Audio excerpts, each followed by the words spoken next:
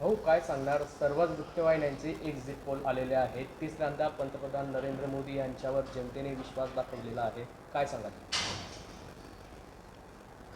नरेंद्रभाई मोदींनी 400 पार अब की बार अशा स्वरूपाची घोषणा केली होती आणि त्या घोषणेला अनुकूल अशा स्वरूपाचं एक्झिक्युटिव्ह आपल्या एक्झिट पोलमध्ये चित्र दिसतं आहे. वास्तविक असं 400पर्यंत जातील असं वाटत नव्हतं, मलाही वाटत नव्हतं. मला वाटलं 350च्या आसपास खासदार निवडून येतील, मोदीजींचं सरकार येईल असा विश्वास होताच.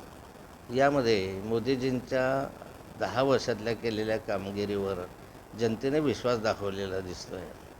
अनेक विदेशी नीती जी आहे, स्वदेशाची नीती असेल, स्वदेशी तंत्रज्ञान विकसित करण्याची असेल, स्वदेशी वस्तू या ठिकाणी तयार होण्याच्या संदर्भात असेल, अवकाशामध्ये केलेली प्रगती, अवकाशयानांच्या संदर्भात केलेली प्रगती असेल, नॅशनल हायवेचे कामं आहेत, रेल्वेचे कामं आहेत, अशा अनेक कामांच्या संदर्भामध्ये आणि बाकीच्याही गोरगरीब माणसासाठी जे योजना केलेल्या आहेत त्यावर विश्वास जनतेने ठेवलेला आहे असं एक्झिट पोलमधून दिसतं आहे.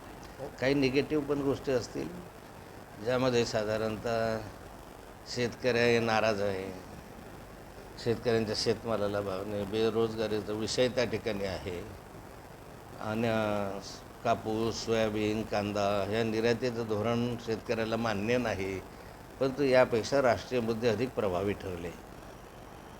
हो, दुसरीकडे जर विचार केला तर महायुतीपेक्षा महाविकास आघाडीला जास्त या ठिकाणी कौल दिसतो आहे. याबद्दल जे आहे फोडाफाडीचं राजकारण जनतेला न पटलेलं आहे. काय सांगाल? महाविकास आघाडीला एक 3-4 जागा जास्त येताना दिसत आहे. एकंदरीत बरोबरीचं चित्र आहे, परंतु महाविकास आघाडीला जागा जास्त आहेत. या राज्यातल्या मतदारांना जे फोडाफोडीचं राजकारण आहे ते काही मान्य केलेलं दिसत नाही आहे. एकंदरीत हे जर सर्व दृष्टीनं पाहिलं तर माननीय शरद पवार साहेबांच्या NCPला या ठिकाणी 10पैकी 6 ते 8 जागा येताना दिसत आहे. म्हणजे माननीय शरद पवार साहेबांवर जनतेने विश्वास ठेवलेल्याचं मूळ NCPवर विश्वास ठेवलेला दिसतो आहे. अजितदादाकडे गेलेल्या NCPवर विश्वास ठेवलेला नाही, म्हणून अजितदादांना एखादी दुसरी जागा आली तर नवल वाटू नये असं चित्र आहे. एकंदरीत उद्धवजींच्या संदर्भामध्ये जर पाहिलं तर माननीय उद्धवजींना या ठिकाणी दुसऱ्या क्रमांकाचे खासदार निवडून येतील असं एकंदर चित्र दिसतं आहे. आता उद्धवजींची शिवसेना आणि शिंदेसाहेबांची शिवसेना, शिंदेसाहेबांनी जे काही फोडाफोडीचं राजकारण करून शिवसेना आपल्या ताब्यात घेतली ते जनतेला मतदारांना मान्य झालं नाही आणि त्यांनी उद्धवजींना अधिक चांगला प्रतिसाद दिसतो आहे. माननीय शरद पवार साहेब असतील किंवा उद्धवजी असतील यांच्याविषयी एक सहानुभूती मतदारांमध्ये या एक्झिट पोलच्या माध्यमातून दिसते आहे. भाऊ, एकीकडे जर बघितलं तर शरद पवार गटाला म्हणजे शरद पवारांना सोडून अजितदादा निघून गेलेले आहेत. याचा फायदा शरद पवार साहेबांना झालेला असं वाटतं? नाही, निश्चित या ठिकाणी जे शरद पवार साहेबांविषयीची भावना आहे, वर्षानुवर्षे त्यांनी पक्ष स्थापन केल्यापासून विस्तारापर्यंत, वाढवण्यापर्यंत, बळकटी करण्यापर्यंत त्यांनी काम केलं आणि त्यामुळे खरी NCP कुणाची तर शरद पवार साहेबांची असं मनामध्ये त्या मनामध्ये रुजलेलं आहे.